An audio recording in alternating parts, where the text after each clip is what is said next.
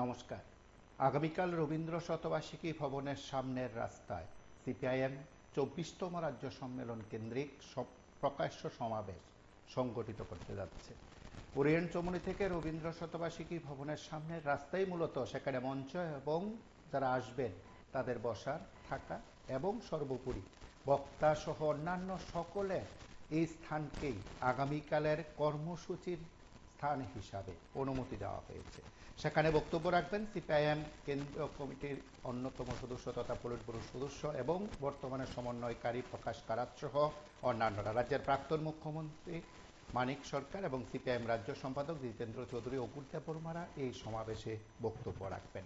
এই সমাবেশ কেন্দ্রিক যে রাজনৈতিক উত্তাপ তা আপনারা অনেকেই টের পেয়েছেন, অনেকেই আলোচনা করেছেন।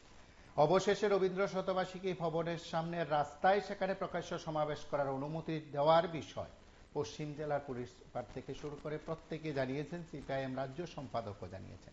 সেদিক থেকে আগামীকালের সমাবেশ থেকে কি বার্তা দিচ্ছে সিপিআইএম, তার পাশাপাশি আগরতলা টাউন হলে ৩ দিনব্যাপী অনুষ্ঠিতব্য রাজ্য সম্মেলন থেকে কি দিশাই বা ঠিক করবেন জিতেন্দ্র চৌধুরী মানিক সরকাররা, সেদিক থেকে যেমন আলোচনার প্রেক্ষিত রয়েছে, ঠিক তেমনি আগামীকাল আগরতলা তথা রাজ্যের রাজনীতিতে আরও একটি বিষয় খুব গুরুত্বপূর্ণ, সেটা হচ্ছে আগামীকাল ৭ সকাল থেকেই বিজেপি কর্মসূচি সংগঠিত করছে। যে কর্মসূচির প্রেক্ষিতে আজ সংবাদ মাধ্যমের মুখোমুখি হয়েছেন, আমাদের সঙ্গে কথা বলেছেন বিজেপির সদর শহর জেলা সভাপতি অসীম ভট্টাচার্য। শ্রী ভট্টাচার্য কি বলছেন আপনারাই শুনুন। দেখুন, আমাদের সদর শহর জেলার পক্ষ থেকে আমাদের যে সদর শহর জেলার অন্তর্গত যে 7টা মণ্ডল রয়েছে, সেই 7টা মণ্ডলেই আগামীকাল সকালবেলা আমরা স্বচ্ছ ভারত অভিযান করব, যেখানে আমাদের বিভিন্ন নেতৃত্বরা উপস্থিত থাকবেন। গতকালকে আমাদের একটা সাংগঠনিক বৈঠক সংগঠিত হয়েছিল। সেই জায়গায় আমরা সমবেতভাবে সিদ্ধান্ত নিয়েছি যে আমাদের 7টা মণ্ডলেই একই যুগে বিভিন্ন জায়গায়, এটা স্ট্যান্ড রয়েছে, বিভিন্ন মন্দির রয়েছে, জনবহুল যে সমস্ত জায়গাগুলি যেখানে আমাদের লোক জমায়েত হয়, যেখানে আমাদের স্ট্যান্ড রয়েছে, যেমন বিভিন্ন জায়গার আমাদের হসপিটাল রয়েছে, মন্দির রয়েছে, সেই সমস্ত জায়গায় আমরা আগামীকাল একযোগে সদর শহর জেলা 7টা মণ্ডলেই আমরা স্বচ্ছ ভারত অভিযান করব। বিশেষ কেউ ব্যক্তিত্ব থাকবে কি? আগামীকালকে আমাদের রাজ্য সভাপতিও থাকার সম্ভাবনা রয়েছে। আমাদের সংগঠন মহামন্ত্রী কোনো একটা জায়গায় স্বচ্ছ ভারত অভিযান উনিও থাকবেন। তো আমাদের বিভিন্ন নেতৃত্ব বিভিন্ন জায়গায় থাকার সম্ভাবনা রয়েছে। 2018 রাজ্যের জনগণ জবাব দিয়েছে যে দীর্ঘদিন কমিউনিস্ট ত্রিপুরা রাজ্যকে কোন জায়গায় নিয়ে গিয়েছে, এবং ভারতীয় জনতা পার্টির সরকারে আসার পর 2018 থেকে শুরু করে আজকের দিন পর্যন্ত ভারতীয় জনতা পার্টি রাজ্যের মানুষের সার্বিক উন্নয়নের জন্য কাজ করছে, যার নিরিখে 18 থেকে 23 5 বছরের যে আমাদের ভারতীয় জনতা পার্টির সরকারের যে কার্যকাল ছিল, সেই কার্যকালের উপরেই 2023 সালে রাজ্যের জনগণ তাদের ভোটাধিকার প্রয়োগের মধ্যে দিয়ে দ্বিতীয়বারের জন্য ভারতীয় জনতা পার্টির সরকার প্রতিষ্ঠিত করেছে।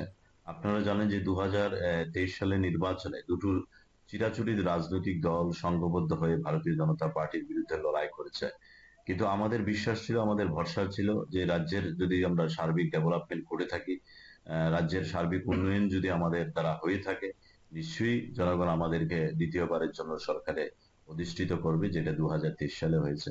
আর এখন যেটা বলছে যে ওনাদের মাঠ দেওয়া হয়নি, সভাস্থল দেওয়া হয়নি, এগুলি আসল কথা যে বড় মাঠ নিলে সেই জায়গায় জনসংখ্যা হবে কিনা, তাদের সমর্থিত লোকরা আসবে কিনা, তার জন্য এই ধরনের উল্টোপাল্টো কথা বলছে। যে কোনো একটা মাঠের মধ্যে সরকারি অনুষ্ঠান চলছে, মেলা চলছে, সেখানে মেলা বন্ধ করে ক্লোজ করে দিয়ে সেখানে তাদের সভাস্থল করে দেওয়ার জন্য যে তাদের ইচ্ছা ছিল, সেটা আমাদের রাজ্যের মাননীয় মুখ্যমন্ত্রী বলেছে যে অন্য কোনো ডেটের মধ্যে করার জন্য, কিন্তু পার্টিগুলো তারা ওই দিনেই করবে। তো সেই জায়গার মধ্যে মানুষকে বিভ্রান্ত করার চেষ্টা করছে, আদতে কোনো না, যে তাদের সঙ্গে জনসংযোগ নেই, মানুষের কাছ থেকে তারা অনেক দূরে চলে গেছে। মানুষ তাদের যে কর্মপদ্ধতি, তারা কিভাবে রাজনীতি করেছে এবং রাজ্যটাকে কিভাবে শেষ করেছে, মানুষ এইগুলি জানে। তো সেই জিনিসগুলির উপর ভর করে তাদের রাজনৈতিক ব্যবসাটাকে টিকিয়ে রাখার জন্য এই ধরনের আলাপচারিতা করছে। ভারতীয় জনতা পার্টি আসার পর ত্রিপুরা রাজ্যের কোথায় ছিল তৎকালীন সময়ে মানিক সরকারের সময় যে শাসনকাল ছিল, কোথায় গণতন্ত্র ছিল? আমরা যখন বিরোধী দল ছিলাম আমাদেরকে সভাস্থল দেওয়া হয়নি, আমাদের বিভিন্ন জায়গায় হয়রানি করা হয়েছে। আজকে ভারতীয় জনতা পার্টি আসার পর তারা একটা উদাহরণ দিতে পারবে যে ভারতীয় জনতা পার্টি আসার পর যে তাদেরকে মিছিল মিটিং করতে দেয়নি? গণতন্ত্র আছে বলেই ত্রিপুরা রাজ্যের ভারতীয় জনতা পার্টির সরকারের আমলে গণতন্ত্র সঠিকভাবে আছে বলেই বিরোধীরা তাদের কর্মযজ্ঞ পালন করতে পারছে। সেটা যে ফ্ল্যাগ বিভিন্ন জায়গায় আমি শুনেছি যে ফ্ল্যাগ তাদের নাকি ফেলে দিয়েছে, ওরা নিজেরাই ফ্ল্যাগ তুলে নিয়ে আবার আমাদের শাসক দলের উপরে আবার দোষ চাপিয়ে দিচ্ছে। এগুলি মানুষ ভালো করে জানে, বুঝে। তাদের যে পলিসি, সিপিএম এর পলিসি, যে পলিসি মানুষের সার্বিক ডেভেলপমেন্টকে নষ্ট করেছে, মানুষ আর চায় না এই কমিউনিজম ত্রিপুরা রাজ্যে আবার অধিষ্ঠিত করতে। সর্বশেষ আপনারা শুনলেন বিজেপির সদর শহর জেলার সভাপতি অসীম ভট্টাচার্যের প্রতিক্রিয়া। তিনি সংবাদ মাধ্যমের মুখোমুখি হয়ে PB24 এর সঙ্গেও কথা বলেছেন, তিনি তার প্রতিক্রিয়া ব্যক্ত করেছেন। এদিক থেকে সম্মেলন হবে আগামীকাল, তার জন্য প্রস্তুতি সমস্ত কিছু খতিয়ে দেখছেন সিপিআইএম রাজ্য সম্পাদক সহ অন্যান্যরা। প্রকাশ্য সমাবেশ হবে রবীন্দ্র শতবার্ষিকী ভবনের সামনে এবং সেই রাস্তায় সেখানে সমাবেশ হবে, সেখানেও সবকিছু খতিয়ে দেখার কাজটা সেরে নিয়েছেন এক দফায় নেতৃত্ব। আগামীকাল কি হতে চলেছে? সিপিআইএম রাজ্য সম্পাদক জিতেন্দ্র চৌধুরীর দাবি, যত কিছুই হোক আগামীকাল জনস্রোত হবে রাজধানী আগরতলায়। বিজেপির নেতৃত্বের দাবি যে এখন আর সিপিআইএম এর সঙ্গে লোক নেই এবং এই সমাগম বা এই সমাবেশ সর্বাত্মক সফল করতে পারবে না বলে শাসক দল বিজেপির বিরুদ্ধে কুৎসা রটানো হচ্ছে। নানা দিক থেকে বিজেপির বিভিন্ন স্তরের নেতৃত্ব ইতিমধ্যে প্রতিক্রিয়া ব্যক্ত করেছেন, এখনো তাদের মতন করে কথা বলছেন এবং বিভিন্ন জায়গায় সিপিআইএম এর অভিযোগ যে কোথাও কোথাও এই সমাবেশ কেন্দ্রিক যে প্রচার সজ্জা রয়েছে তা নষ্ট করে দেওয়া হয়েছে। অভিযোগ বিজেপির দিকে অভিযোগ যে বিজেপি বিভিন্ন জায়গায় মানুষকে ভয়ভীতি দেখাচ্ছে, হুমকি দিচ্ছে, সামাজিক মাধ্যমে হুমকি দিচ্ছে আগামীকালের সমাবেশে যেন না আসতে পারে না, আর সমাবেশে এলেই পরিস্থিতি খারাপ হবে বলে হুমকি দেওয়ার অভিযোগ সিপিআইএম নেতৃত্ব করেছেন। সেদিক থেকে এই কর্মসূচিকে জোরালো করার ব্যাখ্যা চারদিক থেকে থাকতেই পারে, আলোচনার চারদিকে থাকতেই পারে। আগামীকাল সিপিআইএম যখন সমাবেশ করবে তার কয়েক ঘন্টা আগে বিজেপি তার মতন করে কর্মসূচি করবে। নমস্কার, কে বলছেন? হ্যাঁ বলুন। বলছিলাম যে কিছুক্ষণ আগে আমাদের বিজেপির মহিলা কার্যকর্তারা হবে, উনি কি বলছিল যে ব্ল্যাক পোস্টার তুলে নিয়েছে, তাদের মাছ দেওয়া যাচ্ছে না তো যাচ্ছে না, এগুলো তো সবাই জানে, দেশের মানুষ জানে, আগরতলার মানুষ জানে, সব মানুষ জানে। তাহলে যে আগরতলাতে যে জমায়েত হতে যাচ্ছে, এই জমায়েতে অনেক সমাগম আসতে চলেছে, তারা বইয়ে বিভিন্ন রকমের প্রতিবাদ দিচ্ছে, তারপরে ব্ল্যাক পোস্টার সবগুলো নষ্ট করে দেওয়া হচ্ছে। এই যে মাঠে জায়গা হবে না বলছে, কিন্তু মাঠে জায়গা হবে না না হবে এরা কি আগে জানে? মানুষ এখন আছে ওদের দলে, কি হারে সমাগমে মানুষ আসছে, বাধা দিয়েও রাখতে পারবে না। এই যে ট্রেন, এর মনে হয় আমার কালকে যদি ডাবল ট্রেন দেওয়া হয় তো আগরতলা শহরে জায়গা হবে না, নাকি কোনো ট্রেনের আবার কমিয়ে দিয়ে যাবে। এগুলা যাতে কোনো অবস্থায় না হয়, অনেক লোক আসছে, শ্রমিকেরা আসছে, এই আমার বক্তব্য।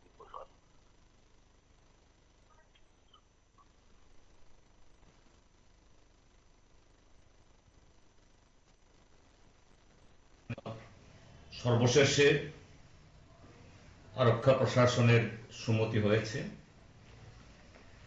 সারা ত্রিপুরাজ্যের মধ্যে শুধু আমাদের সিপিআইএম এর সমর্থকদের তাদের যে এই জনসভাকে কেন্দ্র করে যে উৎসাহ উদ্দীপনা, নমস্কার, কে বলছেন? শুধু সেই তাপ নয়। হ্যাঁ বলুন। দেখুন, আগামীকাল মার্ক্সবাদী কমিউনিস্ট পার্টির রাজ্য সম্মেলন তার উপলক্ষে সবাই সমাবেশে মাননীয় মুখ্যমন্ত্রীর কাছে এবং রাজ্য সরকারের কাছে তারা একটা মাঠ পেয়েছিল, কিন্তু মাঠ দিতে পারলো না। কারণ তারা বলছিল অনেক সংখ্যা এই স্কুলের লেখাপড়ি বন্ধ করে তো মাঠ দেওয়া যায় না। 2023 সালে 12ই ডিসেম্বর এই স্কুল মাঠ বন্ধ করে ওই জিপে নাড্ডা জনসভা করছিল। তখন পড়াশোনার ক্ষতি ছিল না। আজকে বিরোধীরা করতে গেলে পড়াশোনার ক্ষতি হয়। তবে যা হোক, যতটুকুই দিচ্ছে রবীন্দ্র ভবনের সামনে রাস্তাঘাট নিয়ে করবো, বামপন্থীরা তা করবো। দেখা গেল আমরা দেখলাম যে বিজেপির যে জেলা সম্পাদক 7টা বিধানসভার স্বচ্ছ ভারত অভিযান কালকে তারা ঠিক করা হলো। তা পুলিশ কি করবো, যে পুলিশের চিন্তাধারা কতটুকু তাদের এই দেশটা করার মূল উদ্দেশ্য বলে দেখতে হবে। আর বামপন্থী কর্মীর কাছে যারা আসে তারা আমরা ধৈর্যের সাথে মানুষ যাই বলুক ধৈর্যের সাথে তোমরা এই প্রোগ্রাম করে যাও, বিশৃঙ্খল না হয়, তারা তাদের উস্কানিতে পাও দিও না। আর পুলিশ প্রশাসনের কাছে অনুরোধ রাখবো আপনাদের মাধ্যমে যে পুলিশ প্রশাসন যাতে আমাদের ত্রিপুরার এই কালকের ঘটনার নিরপেক্ষ ভূমিকা নিয়ে পুলিশ প্রশাসন যাতে প্রশাসনটা কালকে চালু রাখে, না হলে এই বিশৃঙ্খলা কিন্তু অনেক মানুষের ক্ষতি হইব। আমরা চাই না ত্রিপুরাবাসী কারোর চোখের জল পড়ুক, কারণ মনে আঘাতাই, কিন্তু আমরা এইটা চাই না। ত্রিপুরাবাসী হিসেবে আমরা পুলিশ প্রশাসনের এই অনুরোধে রাখবো তারা নিরপেক্ষ ভূমিকা নিয়ে যাচ্ছে কালকের দিনটা অন্তত রাখে, সেটুকুই বলা। এবং আগরতলায় এই সমাবেশকে কেন্দ্র করে বেশ কয়েকদিন ধরে প্রচার চলছে। আপনারা প্রত্যেকে জানেন যে সিপিআইএম প্রথম আস্তাবল ময়দানে অর্থাৎ স্বামী বিবেকানন্দ ময়দানে সেখানে সমাবেশ করার অনুমতি চেয়েছিল। সেই অনুমতি দেওয়া হয়নি। কেন দেওয়া হয়নি তার বক্তব্য আপনারা শুনেছেন। তারপর উমাকান্ত একাডেমির ময়দানে সামনের যে মাঠটি রয়েছে সেখানে সমাবেশ করার অনুমতি চাওয়া হয়, তখনও সেখানে দেওয়া হয়নি। কি কারণে দেওয়া হয়নি তারও ব্যাখ্যা আপনারা জেনেছেন। তার আগে অবশ্য রবীন্দ্র শতবার্ষিকী ভবনের যে সামনের অংশ রয়েছে সেই অংশ জুড়ে সেখানে সমাবেশ করার ইচ্ছে প্রকাশ করে সিপিআইএম নেতৃত্ব কিন্তু যথারীতি পুলিশের কাছে আবেদন করেছিল। সেই আবেদনে যখন সাড়া দেওয়া হয়নি তা নিয়ে সিপিআইএম তাদের মতামত জানিয়েছে বা তাদের মতামত রেখেছে। এই কথাগুলো আপনারা শুনেছেন। যখন আগামীকাল এই সমাবেশের অনুমতি দেওয়ার বিষয়টি প্রকাশ্যে আনলেন সিপিআইএম রাজ্য সম্পাদক, কিংবা বলতে পারেন জেলা পুলিশের বিভিন্ন স্তর আধিকারিকরা কার্যত তা স্বীকার করেছেন, তখন নিশ্চিত হয়ে গেছে যে সিপিআইএম আগামীকাল রবীন্দ্র শতবার্ষিকী ভবনের সামনে যে রাস্তা রয়েছে সে রাস্তায় মঞ্চ বানিয়ে সেখানে সমাবেশ করা হবে। অর্থাৎ উরিয়ান চৌমুহনী থেকে রবীন্দ্র শতবার্ষিকী ভবনের সামনের অংশ বলতে পারেন শিশু উদ্যানের পশ্চিম অংশে সেখানে যে রাস্তা, সে রাস্তাকেই সেখানে সমাবেশের স্থল হিসাবে অনুমতি দিল বা অনুমতি পেল সিপিআইএম। এই সমাবেশ থেকে কার্যত কি বার্তা দেওয়া হবে? বিজেপি যে কর্মসূচি নিয়েছে রাজনৈতিকভাবে সেই কর্মসূচিকে যথেষ্ট গুরুত্ব দিয়ে দেখা হচ্ছে। অনেকে বলবেন যে কিছুদিন আগে বিজেপি সাংগঠনিক দায়িত্ব যারা পেয়েছেন, জেলার যারা সভাপতিরা হয়েছেন, তাদের নিয়ে সাংগঠনিক বৈঠক থেকেই কর্মসূচি ঠিক হলো। এই কর্মসূচি তাও সেদিন হচ্ছে যেদিন সিপিআইএম প্রকাশ্য সমাবেশ করবে। গোটা রাজ্যে সেই বার্তা বিজেপির তরফে দেওয়া হচ্ছে। আগরতলা সহ বিভিন্ন জায়গায় সেই কর্মসূচিতে শীর্ষ নেতৃত্ব উপস্থিত থাকবেন। হয়তো মুখ্যমন্ত্রীও থাকতে পারেন বিজেপির প্রদেশ সভাপতি, থাকতে পারেন বিজেপির দায়িত্বপ্রাপ্ত সংগঠন মন্ত্রী সহ অন্যান্যরা। এবং প্রত্যেকে এই কর্মসূচি থেকে যে বার্তা দেওয়া হবে, স্বচ্ছতার বার্তা দেওয়া হবে, সেটাও যে রাজনৈতিকভাবে যথেষ্ট গুরুত্বপূর্ণ ইতিমধ্যে নেতৃত্ব তা বুঝিয়ে দিয়েছেন। নমস্কার, কি বলছেন?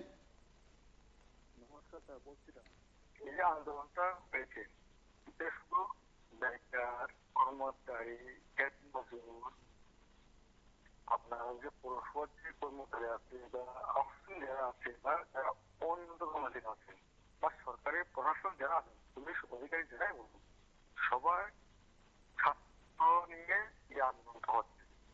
তারা সবাই বেতন বৃদ্ধি হোক, সবাই কর্ম বৃদ্ধি হোক, সবাই সংসারে সেটা থেকে খাওয়ার বা তাদের কর্মসংস্থান হোক, ওটা বলার জন্যই সিপিএম এই আন্দোলনটা করছে। এটা কারো স্বার্থ নেই, এটা যে কোনো স্বার্থ না, এটা শুধু একমাত্র জাস্ট একটা ফ্যামিলি স্বার্থ।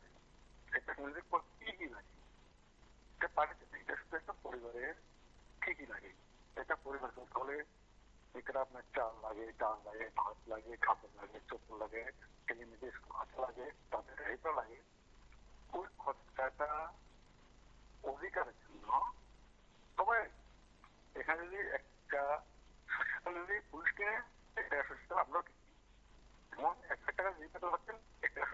উনি দিয়েছেন, তো ওনার তেমন কোনো ফারাক নেই।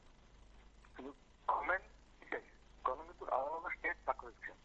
ওনার বেতন 50,000, ওনার বেতন 1 লাখ, কিন্তু বাজারে কিনতে গেলে আছে না, সবাই আলু 20 টাকায় কিনছেন বা সবজি 60 টাকা হলে 60 টাকায় কিনছেন। এটা কিন্তু ফারাক। অনেক কম টাকা, আমার কাছ থেকে 120 টাকা আলু কিনবো, উনি বেকার ওনার থেকে আমি 10 টাকা বেশি নেবো, বা উনি রিক্সা চালাবো ওনার থেকে আমি 5 টাকা বেশি নেবো। এটা কিন্তু বিদেশে নেই। কিন্তু কর্মচারীর ক্ষেত্রে আছে না, ওই জিনিসটাই কোনো করে যে ওনাদের বেতন পাতা আলাদা আলাদা আলাদা স্টেট ফি, কিন্তু খরচা শোনা না সব সমস্যা নেই। ওই জায়গাটা আন্দোলনটা উড়ে হবে, তারা সবাই সমাজে এটা বুঝতে পারে, এটা কারো দিতে পারে না, এটা পাকিস্তান আসছে না, এটা শুধু জনগণের সাথে। যারা মারা যাবেন তারা মুখ্যমতা বলে বাধা দিবেন, কারণ উনি তো ঘরের চাল ভাত খায়, বলে বাধা যায় না, ওনারা বাধা দিবেন। আর যারা আবার টাকা যায় চলে তারা তো বলে হবে।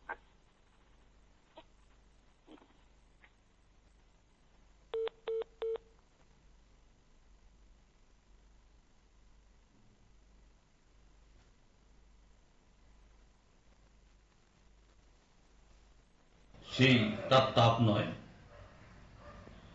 সারা রাজ্যের সমস্ত অংশে গণতান্ত্রিক মানুষও আমাদের এই জনসভার তার স্থানকে নিয়ে এই বিগত 2 সপ্তাহ ধরে যে ধরনের একটা অনিশ্চয়তা তৈরি করা হয়েছিল, যেটা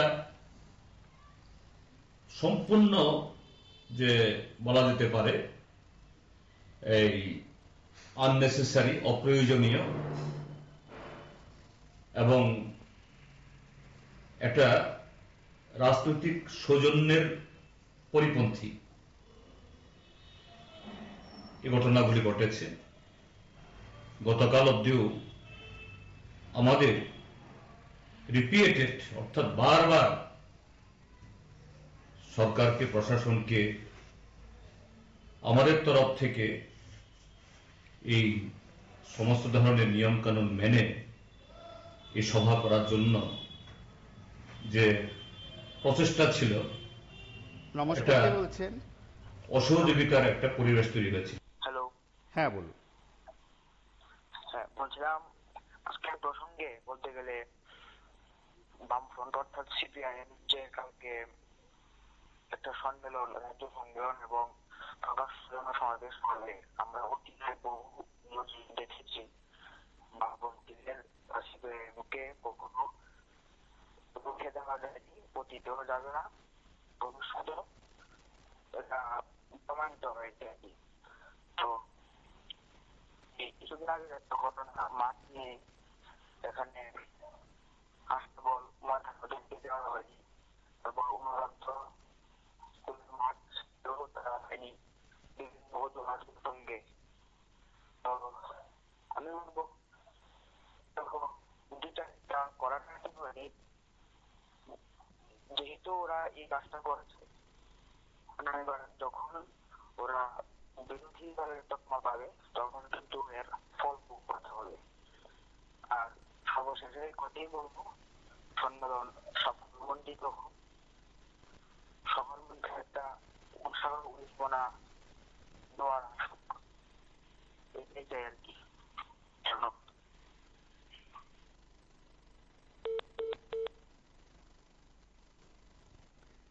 এবং সিপিআইএম যে এই সমাবেশকে যথেষ্ট গুরুত্ব দিয়ে দেখছে, রাজনৈতিক দৃষ্টিভঙ্গিতেও যথেষ্ট গুরুত্ব দিয়ে দেখানোর চেষ্টা করছে, সেটা প্রথম থেকে বোঝা গেছে। কিছুক্ষণ আগে সিপিআইএম রাজ্য সম্পাদক জিতেন্দ্র চৌধুরী একটি বৈঠকে উপস্থিত ছিলেন। মূলত সেখানে ডুকলি এবং সদরের বিভিন্ন জায়গার যুব নেতৃত্ব উপস্থিত ছিলেন। তাদের সকলের উপস্থিতিতে সেখানে বক্তব্য রাখতে গিয়ে জিতেন্দ্রবাবু দৃঢ় কণ্ঠে বলেছেন আগামীকাল সমাবেশ সফল হবে, ঐতিহাসিক রূপ পাবে বলে সিপিআইএম বিভিন্ন স্তরের নেতৃত্ব দাবি করেছেন। নমস্কার, কে বলছেন? হ্যাঁ, আমি সিলেমা থেকে বলছি। হ্যাঁ বলুন। হ্যালো, কথা বলুন। আমি সিলেমা থেকে বলছি। কথা বলুন। হ্যাঁ, বলছিলাম যে কালকে যে 29 তারিখ যে সিপিআইএম যে একটা রাজ্য সমাবেশ সামনে রেখে প্রকাশ্য সমাবেশকে হওয়ার জন্য যে মানে বিজেপি যে তারা বাধা দিয়েছে যে আমাদের আস্তাবল মাঠটা যে প্রোগ্রাম হওয়ার কথা ছিল ওখানে তারা বাধা দিয়েছে যে ওখানে করা যাবে না সমাবেশ। তো বলছিলাম কি এভাবে তো মানুষকে আটকানো যাবে না। তো যতই তারা ইয়ে করুক না কেন কালকে প্রচুর ইয়ে হবে। আশা করি এই তারা যতই বাচ্চার করুক এটাকে সফল হবে। মানুষ কাজে যাবে আগরতলাতে।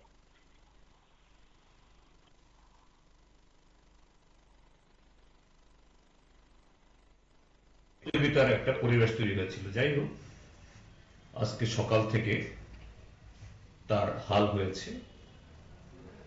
আমাদের প্রতিনিধিরা গেছেন রবীন্দ্র ভবন প্যারাডা এই ওরেঞ্জ চুমনি এলাকাতে, কোথায় আমাদের আগামীকালের এই জনসভার মঞ্চ তৈরি হবে।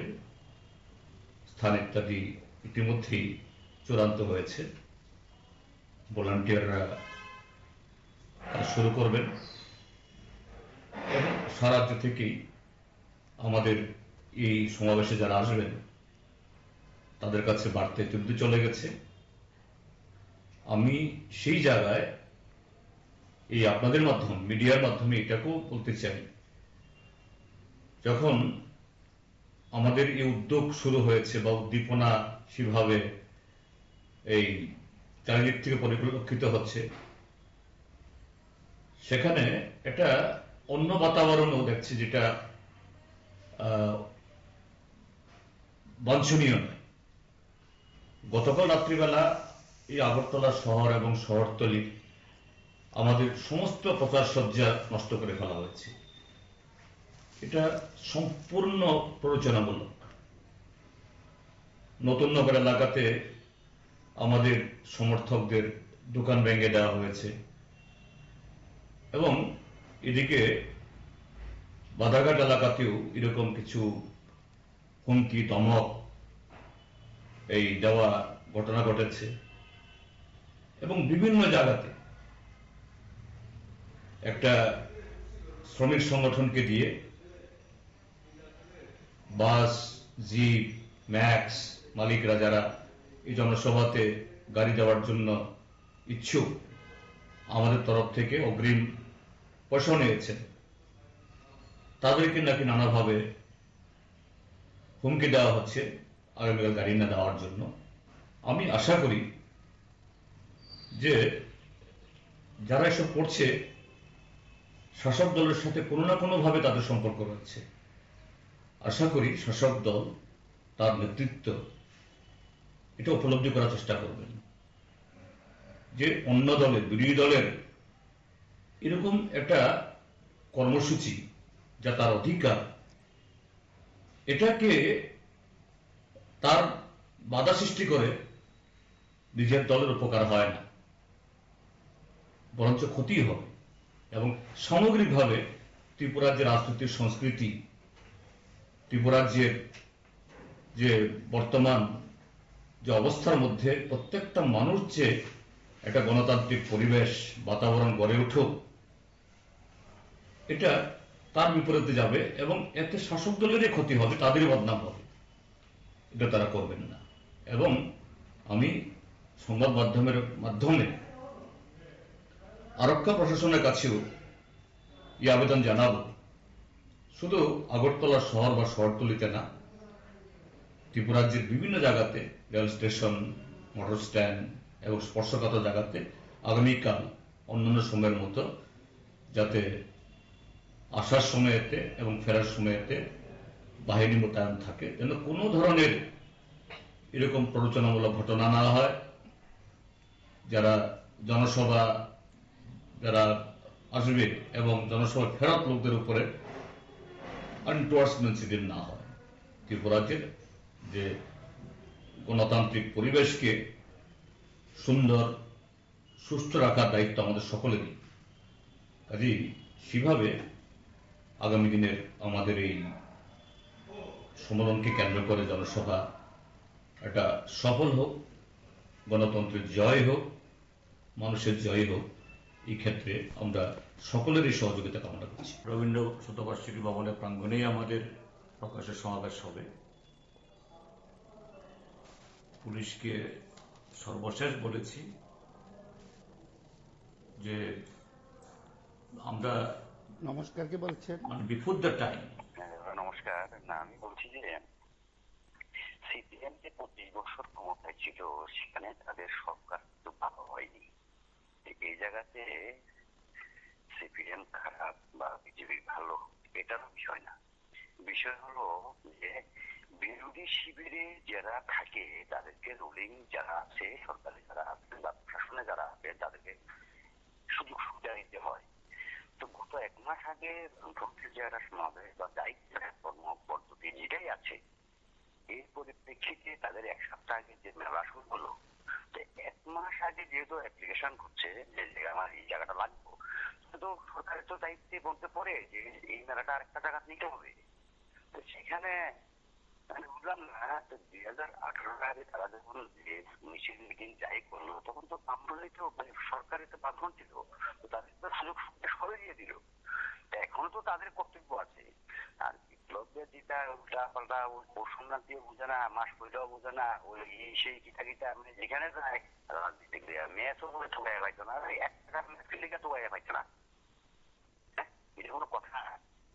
সিপিএম ভালো কাজ করছে, সব কাজ ভালো করছে, সব সরকার ভালো করতে পারবো এটার কোনো নিশ্চয়তা নাই। আর সব সরকার সবাই চাকরি দিতে পারবো এটার কোনো নিশ্চয়তা নাই। কিন্তু এগুলি তো একটু প্রাধান্য দিতে হয়। আজকে কেন 3000 লোকের বেশি আইতো না এরকম একটা লিখিত দিতে হইব। এই জায়গাতে কেন আজকে এই পরিবেশ হইলো যে এই জায়গাটা তোমরা বেশি সিপিএম বেশি কর্মকাণ্ড করো? এটা দাদা অ্যাকচুয়ালি বুঝেন, বাতির নিচে যে অন্ধকার এটা কিন্তু একবারও চিনতে করেন এই বলা।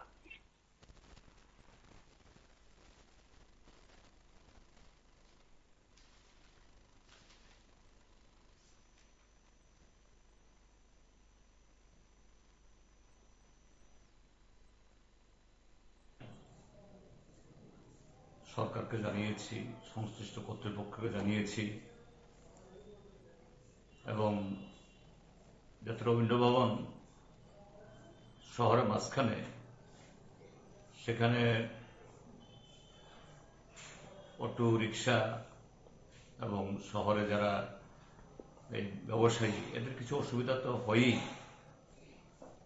অতীতে যখনই যে কোনো দল সেখানে কর্মসূচি হয়েছে, এটা অ্যাভয়েড করার জন্য আমরা উমাকান্ত ময়দানের সামনে লনেও আমরা চেয়েছি।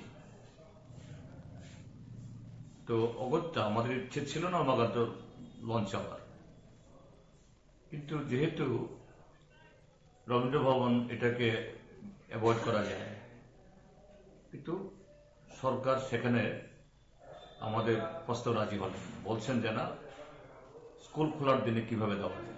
কিন্তু এরকম বহু নজির আছে।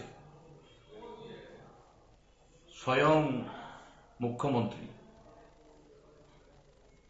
তাদের যে বিজেপির সভাপতি জেপি নাড্ডা তার উপস্থিতিতে বৃহস্পতিবার 12ই জানুয়ারি 2023 সালে সেখানে প্রোগ্রাম করেছে। এরকম অসংখ্য নজির আছে, শুধু উমাকান্ত প্রাঙ্গণ নয়, আরো বহু জায়গাতে। তো কি করা যাবে, একটা দিন সেখানে হয়তো এই ক্লাস কয়েক ঘন্টার জন্য বন্ধ করে দিতে হতো, অন্যদের বেলা যেরকম হয়েছে। এবং শুধুমাত্র সেই বিজেপির সভা কেন, আমরা দেখেছি ধর্মীয়, সামাজিক ইত্যাদি বিভিন্ন অনুষ্ঠানেও বিভিন্ন শিক্ষা প্রতিষ্ঠান বন্ধ করে দেওয়া হয়েছে এই সরকারের সময়ে। কিন্তু দুর্ভাগ্যে রাজনৈতিক কারণে বর্তমান শাসক দল বা সরকার মানলেন না। তো আমরা এর আগেই চেয়ে রেখেছি রবীন্দ্র শতবার্ষিকী ভবন।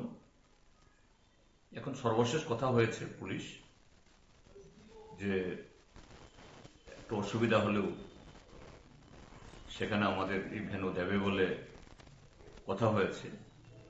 এখন পুলিশ কি করবে জানি না, এটা আমরা করবই। আমাদের অন্যত্র যাওয়ার কোনো সুযোগ সেখানে নেই এবং নিশ্চয়ই আমি আশা করব প্রশাসনিক ব্যক্তিরা তারা যেন রাজনৈতিক হুকুই তামাক না খান, তারা নিরপেক্ষভাবে তাদের দায়িত্ব পালন করেন। অতীতের বর্তমানের সমস্ত যে ঘটনাবলী এগুলো যাচাই করে আমাদের যে ন্যায্য লেজিটিমেট যে আমাদের দাবি এটা তারা এই শিবির অনুযায়ী ব্যবস্থা করেন। শুধু তা নয় যে গত কদিন ধরে আমাদের প্রচার সজ্জা নষ্ট করা হচ্ছে। গতকাল তো আমার বাড়ির সামনে, আমার বাড়ির যে সেন্ট্রি তার সামনে থেকে পতাকা ছিঁড়ে ফেলে দিচ্ছে। সারা শহরের মধ্যে ওদিকে নতুন নগর, এই কি বলে ইন্দ্রনগর, সেদিকে তো করেছি। গতকাল এই শহরের ভেতরে কর্নেল চুমুনি, তারপর এই উত্তর গেট, কৃষ্ণনগর, দুর্গা চুমুনি, রামনগর, সর্বত্র এসব করেছে। কেন? যে সমাবেশ নিয়ে একটা এই পরিবেশ গোলাটে করে একটা ত্রস্ত পরিস্থিতি তৈরি করা। কিসের ভয়? এই সরকার বলছে তারা শ্রেষ্ঠ ত্রিপুরা বানিয়ে ফেলেছে, ত্রিপুরা সহ গোটা উত্তর পূর্বাঞ্চলকে অষ্টলক্ষিত পরিণত করেছে। তোমাদের পাশে তো লোক আছেই, তোমাদের হাতে সমস্ত পঞ্চায়েত, সমস্ত এই নগরসভাগুলো, লোকসভাতে, রাজ্যসভাতে তোমাদের প্রতিনিধি। সরকারের এখন আগে এই আইপিএফটি, এখন মথাও তোমাদের এই ইয়েতে গোয়ালে ঢুকিয়ে নিয়েছে। কেন আতঙ্ক? গণতান্ত্রিক ব্যবস্থায় গণতন্ত্রকে মজবুত করতে গেলে পরে সত্যিকারের যদি ডেভেলপমেন্ট জনগণের কাছে সেরকম সুনিশ্চিত করতে হয়, বিরোধীদেরকে স্থান দিতে হয়।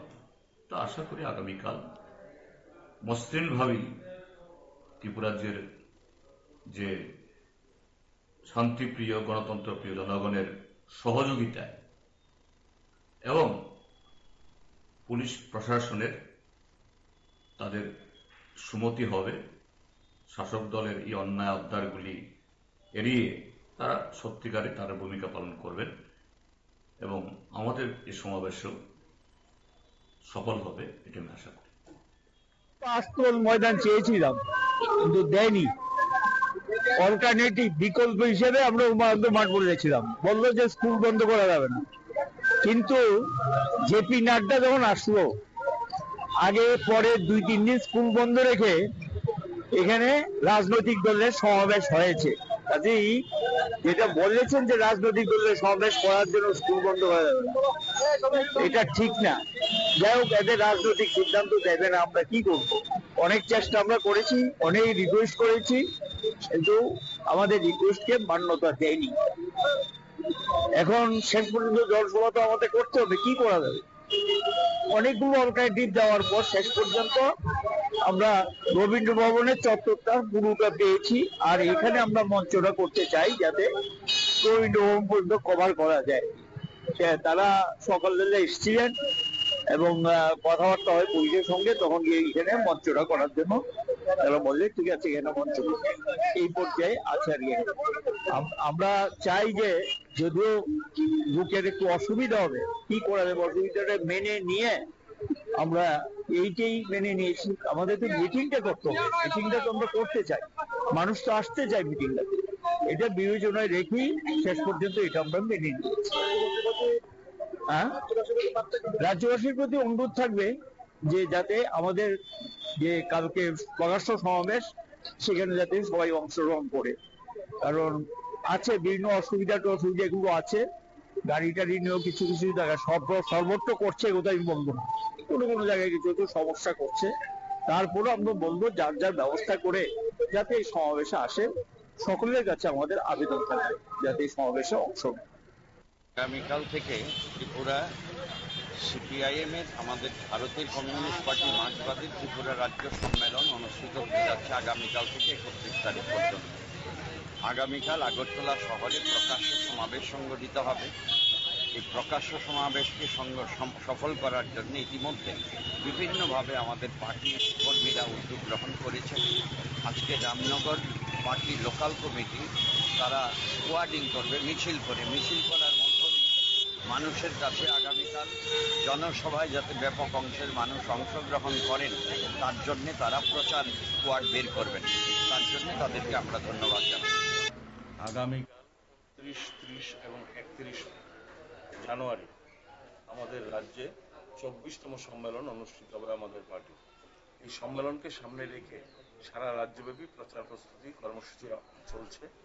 তারই অঙ্গ হিসেবে আজকে আমরা বিলোনিয়া শহর এবং ভারতচন্দ্রনগর এলাকায় আমাদের পার্টির উদ্যোগে আমরা বাইক মিছিল সংগঠিত করি এবং এই বাইক মিছিল থেকে এই আহ্বান আমরা মানুষের কাছে রাখি, রাজ্যে যে আইন শৃঙ্খলার পরিস্থিতির অবনতি, মানুষের উপর ক্রমাগত যে অন্যায় অবিচার হচ্ছে এবং একই সঙ্গে আমরা দেখছি যে যুবকদের কর্মসংস্থানের ক্ষেত্রে যে সংকট তৈরি হয়েছে।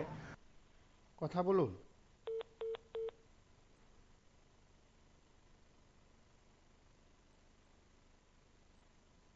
যে সংকট তৈরি হয়েছে, সর্বোপরি রাজ্যে যে লুটপাটের রাজত্ব চলছে এবং উন্নয়ন থমকে গেছে তার বিরুদ্ধে প্রতিবাদ জানাতে আগামীকাল 29 তারিখের সমাবেশে আমাদের যেতে হবে। এই সমাবেশকে কেন্দ্র করে যে চক্রান্ত বিজেপি করছে, সমস্ত চক্রান্তের জাল ছিন্ন করে আগামীকাল যেন হাজারে হাজারে মানুষ আগরতলার জমায়েতে সামিল হন, তারই আহ্বান আমরা এই সমাবেশ থেকে রেখেছি, এই মিছিল থেকে রেখেছি এবং একই সঙ্গে এই সম্মেলনকে কেন্দ্র করে এই চর্চাগুলো আমরা করব এবং তাকে ভিত্তি করে আগামী দিন বৃহত্তর লড়াই গড়ে তুলবার আমরা প্রেক্ষাপট তৈরি করব। এই রাজ্য সম্মেলনে তাকে ভিত্তি করে আমাদের এই র্যালি এবং এই সমাবেশ আমরা দারুণ সারা মানুষের মধ্যে পেয়েছি। আমি সঙ্গীত কুমার পাল বলছি বিভাগের পক্ষ থেকে। দেখুন, বিজেপি যে কাণ্ডগুলা করলো, সিপিএমের সাথে আক্রমণ চালু দিল না, রবীন্দ্র চালু দিল না, ওই মুখ্যমন্ত্রী চালু দিল না। তারা গণতন্ত্র কোন সময় সংবিধানও মানে না, গণতন্ত্র মানতেছে না। এটা তারা একটু ভুল করতেছে। তারা যে বলছে দেশের উন্নয়ন করতেছে, রাজ্যের উন্নয়ন করতেছে, তো উন্নয়ন করলে সংবিধানের যে নিয়ম কানুন আছে এগুলি তো তারা মানতেছে না। এটা কিন্তু একটা খুব একটা ভালো না, দেশের জন্য রাজ্যের জন্য ভালো না। কারণ সিপিএমও মানুষের দিক থেকে দেখছে, কংগ্রেসও দেখছে, বিজেপিও দেখছে, বিজেপি কর্তব্য ছিল তাদের প্রোগ্রামগুলি বাতিল করে দেওয়া, সিপিএম মজার জায়গা দেওয়ার লেগে। ঠিক আছে, তোমরা করো। তাহলে কি হইলো, তাদের দেশের মানুষ, রাজ্যের মানুষ বুঝতে পারতো যে না, বিজেপি সত্যিকারের তারা গণতন্ত্র এবং সংবিধান মেনে তারা কাজ করে। তারা ঘোর সংবিধান বিরোধী, তারা ধর্ম নিরপেক্ষ কট্টর আরএসএস মনোবাদী। এরা কোনোদিন এই সংবিধান মানতে পারে না এবং ভারতবর্ষের যে ইতিহাস নিয়েও তারা প্রকাশ করছে না। তার একটা জ্বলন্ত প্রমাণ আমাদের ত্রিপুরার রাজ্যের মুখ্যমন্ত্রী, আমরা শুনলে অবাক হবেন, জানি না এটা আমরা শুনতে পাচ্ছি কিনা, জানতে পারছি কিনা, মুখ্যমন্ত্রী বলছে সংবিধান দেখছে শ্যামাপ্রসাদ মুখার্জি। আপনি ভাবতে পারেন? তো যারা দেশের ইতিহাস জানে না, এই আরএসএস এর কুকার্যকলাপ জানে না, দেশের স্বাধীনতার আগেও জানে না, এখনো যে কুকার্যকলাপ করছে এরা জানে না। তারা যদি রাষ্ট্র চলা হয়, রাজ্য চলা, তাহলে এই ভারতবর্ষের অবস্থা কি হইতে পারে? এই হলো আরএসএস যে আরএসএস কট্টর ব্রাহ্মণ এবং তাদের যে মানসিকতা এইখানেই পরিচয়। আমি ভাবতে পারেন একটা শিক্ষিত মানুষ, ডাক্তার মানুষ, তিনি আমার মনে হচ্ছে সিনিয়র থাকতো, এরকম তো দেশ স্বাধীন আগে যে অত্যাচার করতো, দেশ পৌঁছানো বিগত মেয়ের হত্যা করতো, ওই বিধবাকে হত্যা করতো, মন্দিরে নিয়ে বলি দিত, এরাই করছে। আর তারা যেমন শাসক ছিল, আজকে তারাই শাসক। তারা আজকে দেশটা আবার বেশি ভালো চিন্তাধারা করতেছে, তবে তারা ভুল করতেছে। তারা জানে না যে যেভাবে সচেতন হইতেছে আগামী দিন তাদের বিপদ হইতে পারে। তারা যদি সংবিধানের অমান্য করে, তার কিন্তু জগৎ কিছু পাইয়া গেছে।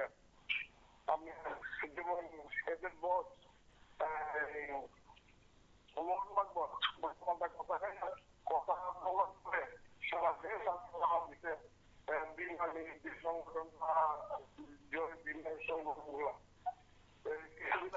স্বরাষ্ট্র মন্ত্রী অমিত শাহ তারা দিন হাসপাতাল তারা বাইরে যেতেছে এবং তাদের যে ইতিহাসগুলি এখন আমরা প্রকাশ করেন তারা মাথা খারাপ হয়ে গেছে। এই হলো তাদের অনুরোধ করবো তারা যেন কোনো রাজনৈতিক দলকে বাধা সৃষ্টি না করে। আর যারা আছে ক্যাডার তাদেরকে বলবো মুসলিম যারা আছে প্রত্যেক যুবকের কাছে অনুরোধ করবে তাদের প্রমাণ যাতে না হয় তারা ভয়ঙ্কর। আমার দেশের মানুষের পিকচার রাখছে, দেশের পিকচার রাখছে, শিক্ষা সাহিত্য সবকিছু হাজার হাজার বছর যাব। তো তাদের কোনো না করি না, তাদের করি না রাষ্ট্র পুরা থেকে এগিয়ে নেই। এটাই আমার বলা। আমি দেশকে বহিষ্কার করব।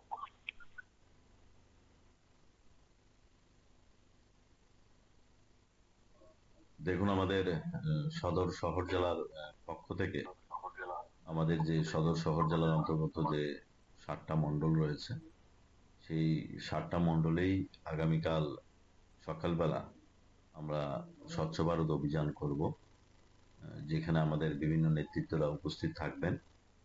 গতকালকে আমাদের একটা সাংগঠনিক বৈঠক সংগঠিত হয়েছিল। সেই জায়গায় আমরা সমবেতভাবে সিদ্ধান্ত নিয়েছি যে আমাদের 7টা মণ্ডলেই একই যুগে বিভিন্ন জায়গায়, এটা স্ট্যান্ড রয়েছে, বিভিন্ন মন্দির রয়েছে, জনবহুল যে সমস্ত জায়গাগুলি যেখানে আমাদের লোক জমায়েত হয়, যেখানে আমাদের স্ট্যান্ড রয়েছে, যেমন বিভিন্ন জায়গার আমাদের হসপিটাল রয়েছে, মন্দির রয়েছে, সেই সমস্ত জায়গায় আমরা আগামীকাল একযোগে সদর শহর জেলা 7টা মণ্ডলেই আমরা স্বচ্ছ ভারত অভিযান করব। বিশেষ কেউ ব্যক্তিত্ব থাকবে কি? আগামীকালকে আমাদের রাজ্য সভাপতিও থাকার সম্ভাবনা রয়েছে। আমাদের সংগঠন মহামন্ত্রী কোনো একটা জায়গায় স্বচ্ছ ভারত অভিযান উনিও থাকবেন। তো আমাদের বিভিন্ন নেতৃত্ব বিভিন্ন জায়গায় থাকার সম্ভাবনা রয়েছে। 2018 রাজ্যের জনগণ জবাব দিয়েছে যে দীর্ঘদিন কমিউনিস্ট ত্রিপুরা রাজ্যকে কোন জায়গায় নিয়ে গিয়েছে, এবং ভারতীয় জনতা পার্টির সরকারে আসার পর 2018 থেকে শুরু করে আজকের দিন পর্যন্ত ভারতীয় জনতা পার্টি রাজ্যের মানুষের সার্বিক উন্নয়নের জন্য কাজ করছে, যার নিরিখে 18 থেকে 23 5 বছরের যে আমাদের ভারতীয় জনতা পার্টির সরকারের যে কার্যকাল ছিল, সেই কার্যকালের উপরেই 2023 সালে রাজ্যের জনগণ তাদের ভোটাধিকার প্রয়োগের মধ্যে দিয়ে দ্বিতীয়বারের জন্য ভারতীয় জনতা পার্টির সরকার। হ্যাঁ, টিভির সাউন্ড বন্ধ করে কথা বল। হ্যালো, টিভির সাউন্ড বন্ধ করে কথা বল।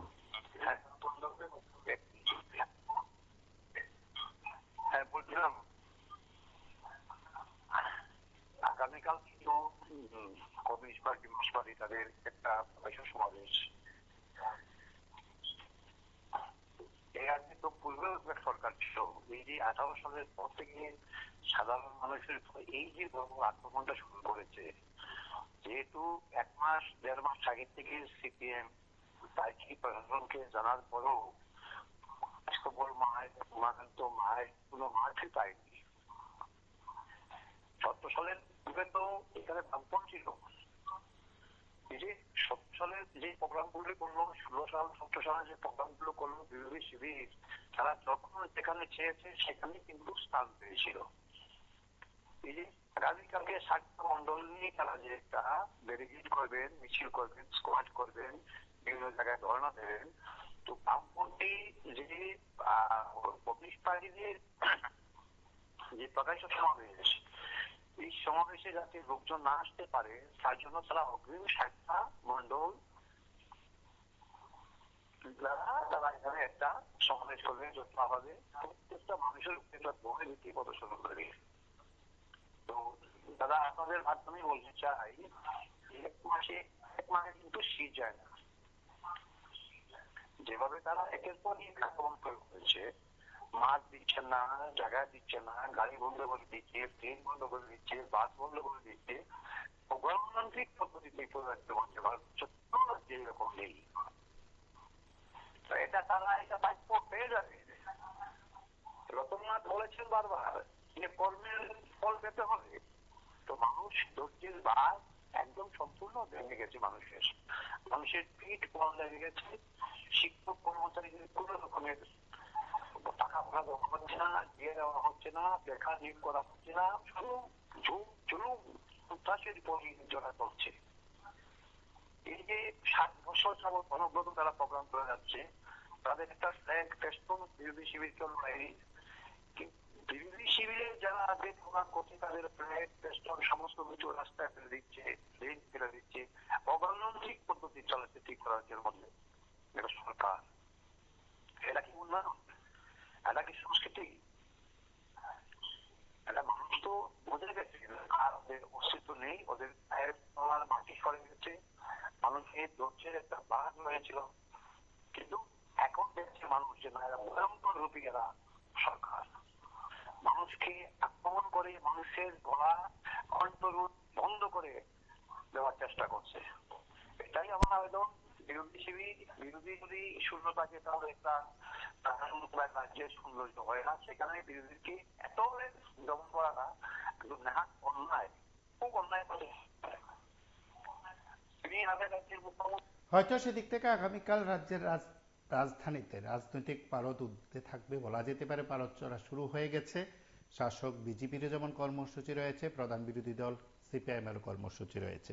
সিপিআইএম এর এই সমাবেশ থেকে কি বার্তা দেবেন, কতজন বা লোক সমাগম হবে, কিভাবে সিদ্ধান্ত হবে যে চলমান সম্মেলন থেকে আগামী দিশা কিভাবে ঠিক করবেন জিতেন্দ্র চৌধুরীরা, সবকিছু আলোচনা থাকবে রাজনৈতিক মহলে। আজ এ পর্যন্তই। নমস্কার, শুভরাত্রি।